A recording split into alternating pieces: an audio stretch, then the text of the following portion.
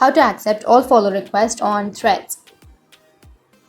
So if you want to accept all of the follow requests on Threads, then first make sure that you have a stable internet connection. After that, you need to just search for Threads. After searching, now you need to go with profile, which is on the bottom right.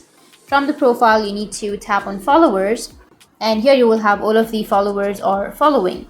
And here on the right side, you will have pending. So you can tap on pending, and here you will receive all of the requests, or you will have all of the requests that are pending. Or you can also just go back, and here on the bottom right, the fourth icon is a heart-shaped icon. Tap on the heart-shaped icon.